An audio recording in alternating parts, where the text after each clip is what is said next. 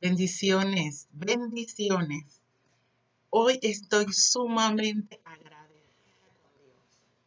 Pude contactar a una hermana en Cristo, amiga, gran mujer de Dios, y saber que el Señor le ha dado victoria en medio de este tema del COVID-19. Aún siendo hermana en Cristo, sierva de Dios, fue diagnosticada positiva con este tema del COVID-19. Estuvo hospitalizada. Sin embargo, en el día de ayer que conversaba con ella, supe de que ella estaba en casa, de que se está recuperando. Y bueno, alabamos a Dios porque Dios es fiel.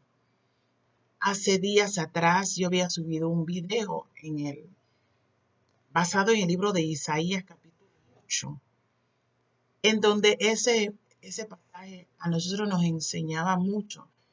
Y recuerdo que les compartía de que el Señor nos hacía entender de que hay ocasiones de que el pueblo de Él ha de ser tocado de alguna manera, pero en medio de todo nos va a librar. La Biblia dice, muchas son las aflicciones del justo, de todas ellas le librará Jehová. Pretender que el hecho de que somos hijos de Dios no vamos a atravesar de pronto en algún momento algo difícil sería engañarnos. Ese no es el Evangelio de Cristo. El Evangelio de Cristo nos enseña de que en este mundo tendremos aflicciones, pero la gran verdad es que el Señor está al control y Él sabe darnos a nosotros la salida en medio de cualquier situación que estemos atravesando. Así que alabo a Dios porque mi hermana amada ya está en casa. Me cuenta de que su hijo está bien, su esposo está bien. El suegro ha sido también diagnosticado. Sin embargo, creemos que Dios sigue al control. Y el mismo Dios que la libró a ella puede librar a su suegro y darle la victoria. Así que le damos gracias a Dios. Hermana amada ya está en casa. Bendito sea el nombre del Señor. Estoy en el libro de Segundo de Crónicas, capítulo 14 y capítulo 15. Y este pasaje me emociona mucho. Me emociona tanto de ver a Dios en acción, de saber que nuestro Dios es real. Y habla acerca de un rey llamado Asa. La Biblia registra, nos muestra cuál era el escenario cuando Asa está como rey, cuando entra como rey. Y voy a leer para ti lo que dice el capítulo 15. Vamos a ver lo que dice el verso 3. Dice, muchos días ha estado Israel sin verdadero Dios y sin sacerdote que enseñara, y sin ley. Pero cuando en su tribulación se convirtieron a Jehová, Dios de Israel, y le buscaron, él fue hallado de ellos. Y le buscaron, él fue hallado por ellos. En el verso 5, en aquellos tiempos no hubo paz ni para el que entraba ni para el que salía, sino muchas aflicciones sobre todos los habitantes de la tierra. Y en una gente destruía a otra, de una ciudad a otra ciudad, porque Dios los turbó con toda clase de calamidad. ¿Cómo que Dios turba? ¿Cómo que Dios permite calamidades? Pues me gustaría decirle que ese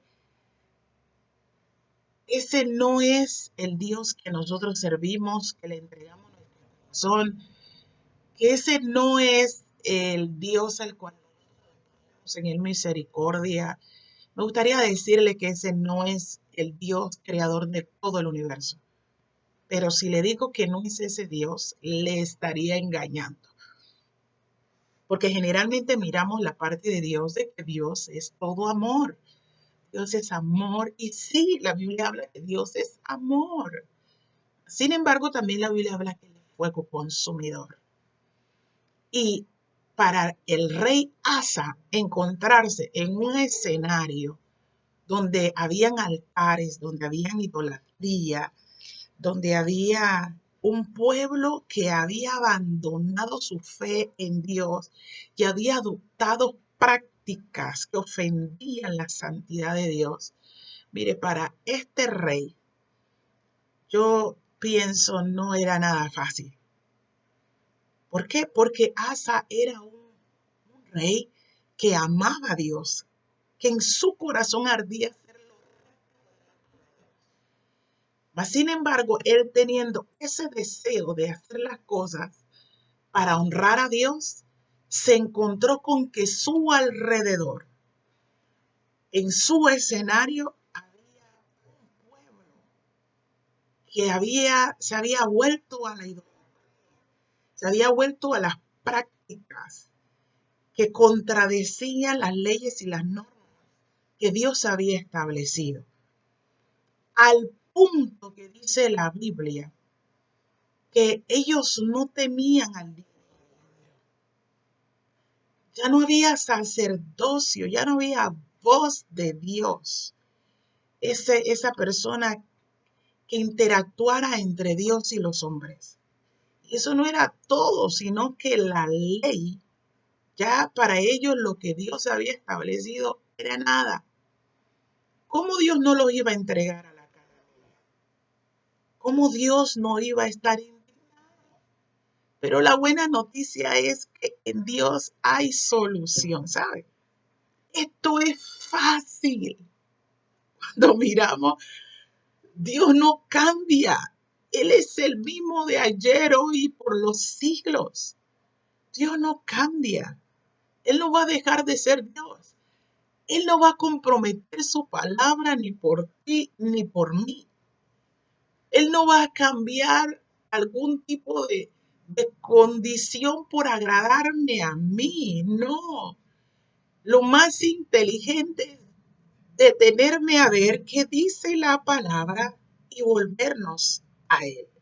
Ahora, en medio de ese escenario, el rey Asa ahora tiene una amenaza. Es amenazado contra un ejército. Literalmente la Biblia dice que venían en contra de él, en contra de su reinado, 1.000.000 de soldados a hacerle guerra. ¿Saben qué estamos hablando, gente? 1.000.000. Eso es gente. Ese es, como diría el panameño de la cédula C3, buco rantan pocotón de personas que venían contra ellos. Y no venían a tomar ni una pipa fría, ni una chicharro con piña, sino que venían para asesinarles. ¿Y qué me emociona? Oye, Dios nos da la respuesta en todo. Ante la amenaza de muerte, ¿qué hizo Asa? Hoy estamos ante una pandemia. Hay amenaza de muerte a nivel mundial. Día tras día escuchamos cómo hay personas muriendo. Hay un grito de muerte. Pero ¿qué la Biblia nos enseña que hizo Asa? Acompáñeme, estoy en 2 de Crónicas, capítulo 14. Ante la amenaza, Asa, en el capítulo 14, verso 11, dice, y clamó Asa a Jehová su Dios. Oye, no hay nada más poderoso que la oración. He escuchado a uno de los siervos de Dios, entre muchos que estamos escuchando, que ha llamado a la nación a ayunar. Ellos han convocado 40 días de ayuno. Y de pronto quizás en su congregación no han convocado a 40, quizás a 3, quizás a 1, quién sabe. Mas, sin embargo, el llamado de un hombre de Dios y una mujer entendida de Dios debe ser a la oración. Eso es clave. No hay más nada que nos pueda sacar en victoria en esto. La oración. La oración es vital. El arrepentimiento el volverse a Dios. Eso es clave. Y vemos que Asa, ante la amenaza que venían contra él, dice, clamó Asa a Jehová su Dios y dijo, oh Jehová, para ti no hay diferencia alguna en dar ayuda al poderoso o al que no tiene fuerzas. Ayúdanos, oh Jehová, Dios nuestro, porque en ti nos apoyamos y en tu nombre venimos contra este ejército. Oh Jehová, tú eres nuestro Dios. No prevalezca contra ti el hombre. Y Jehová deshizo a los etíopes delante de Asa, delante de Judá, y huyeron los etíopes. Ante la angustia en medio de este tiempo, ¿sabe lo mejor que podemos hacer? Orar. Ante la situación de lo incierto del mañana, porque estamos escuchando que esto puede durar meses. Estamos viendo el tema de la educación.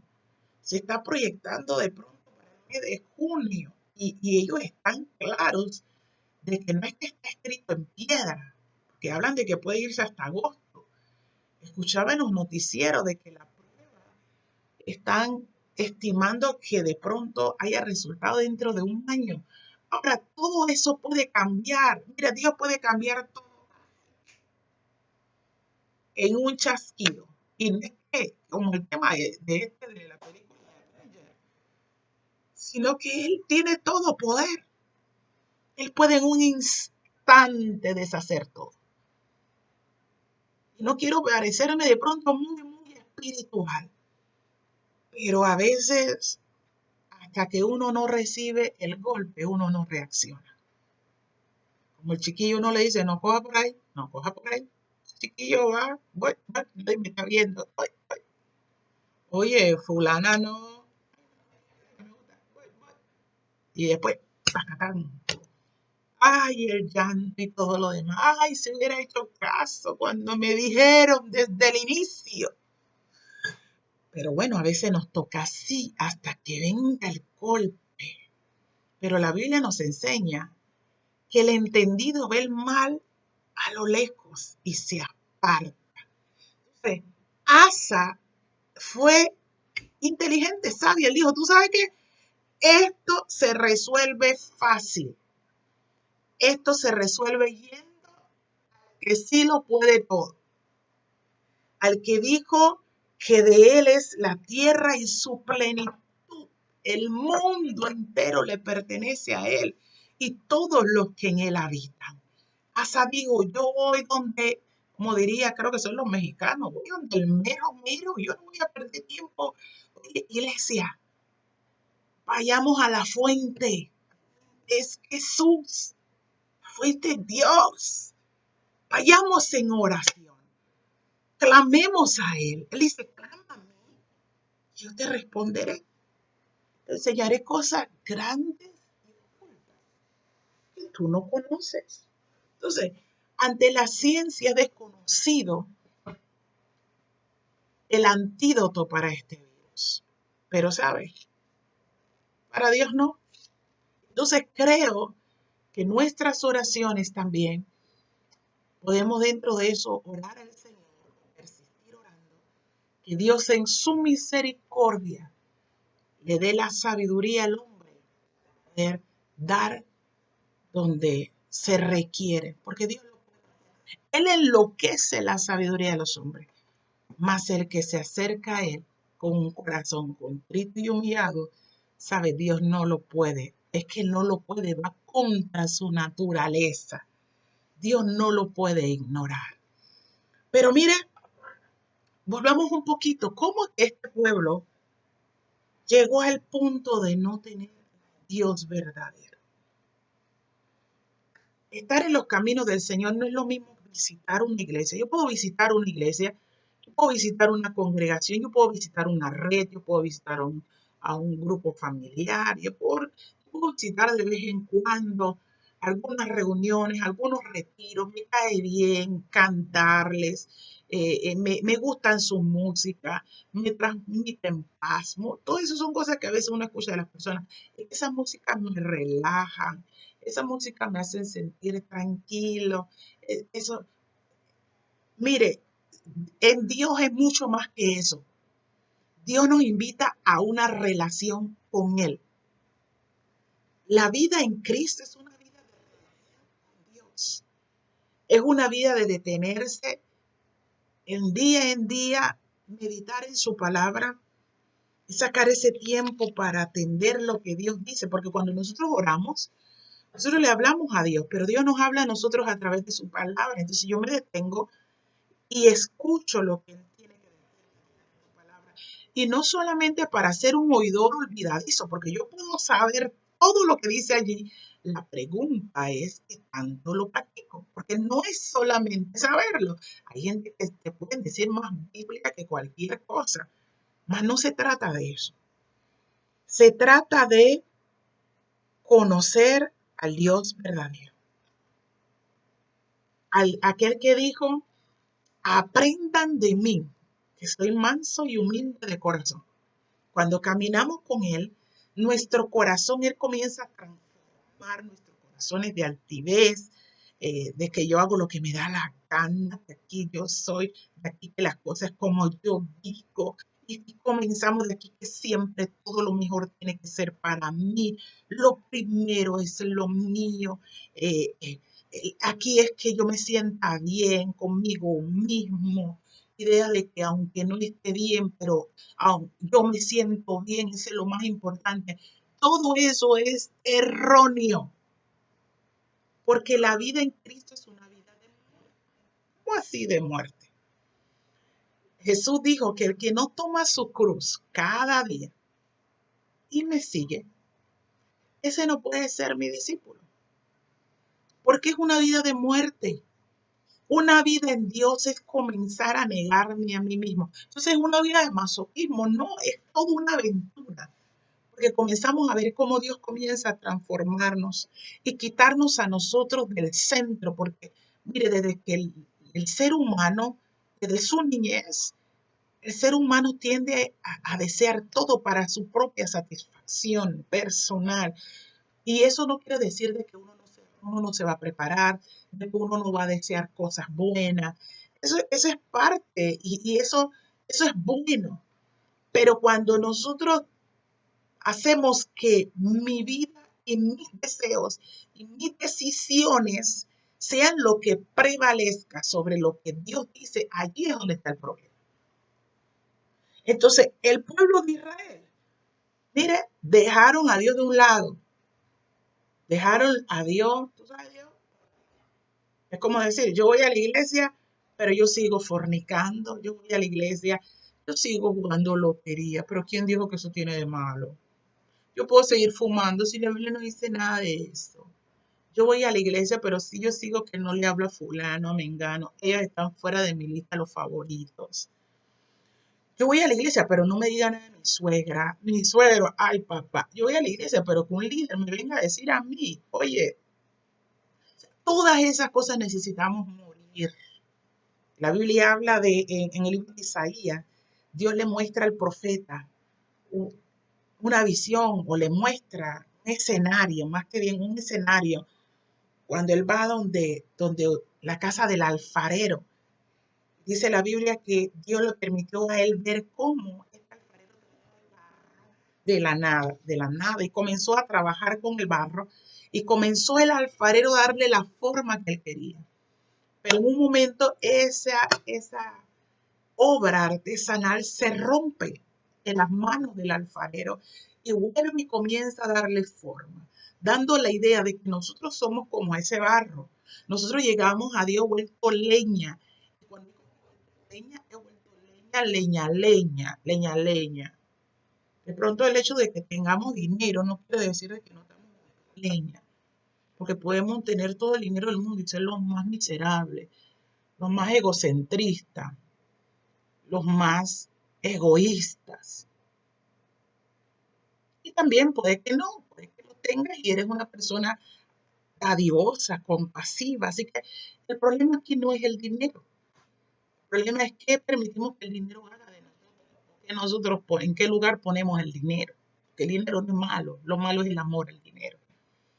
Así que este pueblo lo que hizo fue decidir vivir una vida alejado de Dios.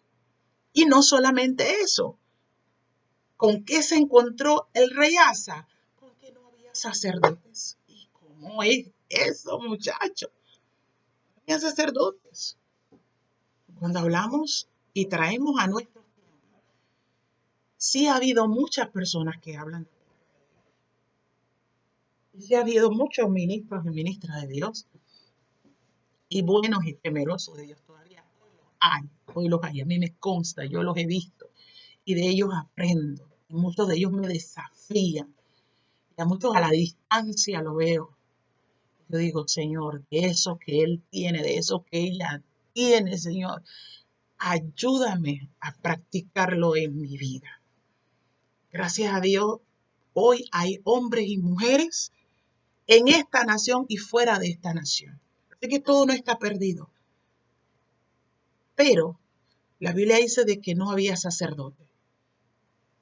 ¿Cuán necesario es un hombre y una mujer de Dios para estos tiempos? Pero sacerdotes con Dios, más que comprometidos con sus propias agendas. Porque nosotros encontramos hoy personas que están haciendo sus propias agendas, sus propios planes, sus propias metas, violentando más de 4 cosas. Pero en ellos no nos vamos a detener mucho hoy porque sí hay gran cantidad de hombres y mujeres comprometidos con la visión de Dios, que consiste en hacer misiones, que el mundo conozca a Dios, que consiste en llevar a la gente a una vida de arrepentimiento y un cristianismo genuino, basado no en emociones, basado no en sentimientos, basado no en su círculo de ego, sino una vida rendida a Dios. Sí hay hombres y mujeres haciendo el trabajo de Dios. Así que a ese grupo de personas nosotros le pedimos en el amor del Señor que sigan haciendo el trabajo con excelencia, porque su recompensa será grande en el reino de los cielos. Y no solamente eso, Asa se encontró con que no había ley. Hoy nosotros observamos algunas cosas en cuanto a la ley de la palabra del Señor. Recuerdo cuando nosotros iniciamos en el camino del Señor, empecé cuando tenía 16 años. Hoy tengo tantos de años.